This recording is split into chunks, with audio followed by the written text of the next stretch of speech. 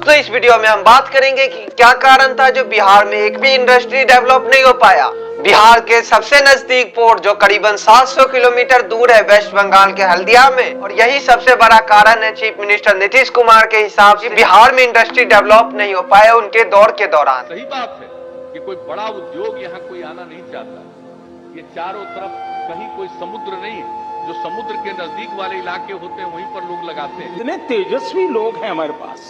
लेकिन पिछले साल की बात करें तो नीतीश कुमार के पार्टी के एक मेंबर ने राज्यसभा में डिमांड किया था कि बिहार जैसे लैंडलॉक स्टेट को फैसिलिटी प्रोवाइड करनी चाहिए ताकि ये राज्य अपना खुद का पोर्ट डेवलप कर सके देश के कोस्टल एरिया में। तो ये कहना बिल्कुल भी गलत है कि बिहार के पास कोस्ट लाइन नहीं है इसलिए बिहार डेवलप नहीं कर पाए इंडस्ट्री को। अब मैं आपको एक डाटा कंपेयर करके दिखाता हूँ। आप एक ग्राफ को देखिए कि बिहार में कितने इंडस्ट्री है। आप इस ग्राफ को देखिए, पंजाब, हरियाणा, मध्य प्रदेश के, इनके पास भी कोस्टल एरिया नहीं है, फिर भी इनके पास बहुत सारे फैक्ट्री है। तो इससे तो आपको समझ में आ गया होगा कि ये कहना बिल्कुल भी गलत है कि बिहार के पास कोस्ट लाइन एरिया नहीं है इसलिए बिहार में इंडस्ट्री नहीं है। कई एक्सपर्ट मानते हैं कि बिहार में नीतीश सरकार की गवर्नमेंट में आने के बाद व्यवस्था में सुधार हुआ है, लेकिन इसके बावजूद भी प्राइवेट इंडस्ट्री आज तक क्यों नहीं है बिहार। इस बात को नीतीश कुमार ने खुद स्वीकार किया है। लेकिन आज हम इस वीडियो में ये बात नहीं करेंगे कि बिहार इतना गरीब राज्य क्यों है। इस वीडियो में हम बात करेंगे कि बिहार सरकार प्राइवेट इंडस्ट्री को अट्रैक्ट क्यों नहीं कर चलाया है, रिक्शा चलाया है रोड पर,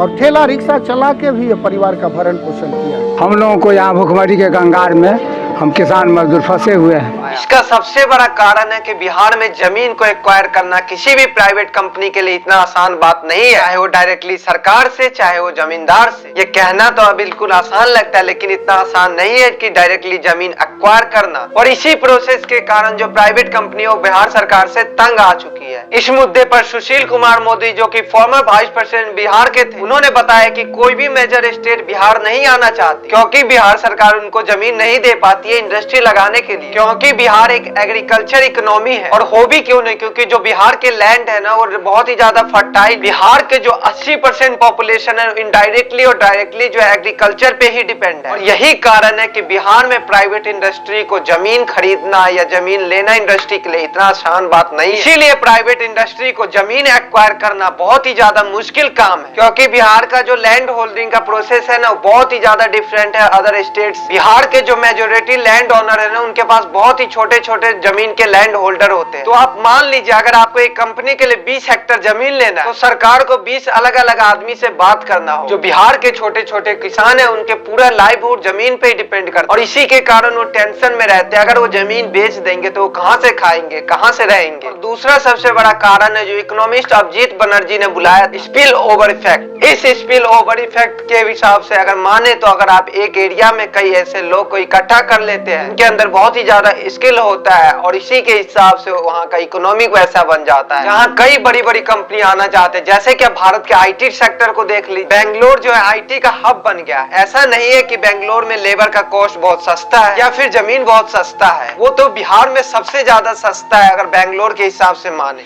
लेकिन फिर भी क्या कारण था जो बिहार डेवलप नहीं हो पाया। अगर हम राइटर विवेक कॉल की बात करें कि कोई भी कंपनी ज्यादा स्किल्ड पीपल को ढूंढती है और बेंगलोर एक ऐसा हब बन गया है ना जहाँ पे ज्यादातर पीपल स्किल्ड होते हैं और यही कारण है कि ज्यादातर कंपनी वहाँ पर जाना चाहती है। अगर आप इतिहास को देखोगे तो कई टेक्नोलॉजी बेस्ड इंस्टीट्यूट जो कि बेंगलोर में प्रेजेंट है, जैसे कि ISRO, Indian Institute of Science organization. और इसी वजह से जब बेंगलोर में आईटी इंडस्ट्री आना शुरू हो गया तो वहाँ पे ज्यादा लोग जाने लगे स्किल्ड पीपल। और यही कारण है कि आज आईटी के क्षेत्र में सबसे बड़ा राज्य बेंगलोर, तमिलनाडु, गुरुग्राम ये दूसरे स्पिल ओवर इफेक्ट का एग्जाम्पल है। चाहे उधर की सरकार ने प्राइवेट इंडस्ट्री को सब्सिडी दी या कुछ भी दिया, लेकिन इतना है ना जो आज उनके यहाँ इंडस्ट्री बहुत ही ज्यादा है। इसके बावजूद कि वहाँ की जो जमीन थी ना बंजर थी। जैसे कि 40 साल पहले हरियाणा सरकार ने मारुति कंपनी को इनवाइट किया अपने यहाँ बिजनेस को सेटअप करने के लिए, और जैसे ही मारुति कंपनी ने वहाँ पे बिजनेस सेटअप किया तो उसके बाद लेबर आना शुरू हुआ, और जब लेबर आया तो उसके बाद कंपनी पे कंपनी सेटअप होते गया वहाँ। और यही कारण है कि आज गुरुग्राम एक हब बन गया है। और जैसे ही प्रो इंडस्ट्रियल एक्टिविटी स्टार्ट करते तो एंटरप्रेन्योरशिप को बढ़ावा मिलता है उससे। हमने देखा कि शार्क टैंक शो की वजह से कितनी कन्वर्जेशन बढ़ गई इंडिया में एंटरप्रेन्योरशिप के बारे में। और एंटरप्रेन्योरशिप एक ऐसी चीज है जो खुद ही सॉल्व कर सकती है, जो कि सरकार नहीं करती उसको भी आज सॉल्व कर रही है एंटरप्रेन्योरशिप। अब हम वापस आते बिहार के मुद्दे पर और बिहार के बारे में बात करते हैं। ये जो स्पिल ओवर है बिहार में इतना बेटरलाइज नहीं हो पाया जितना अदर स्टेट में हुआ।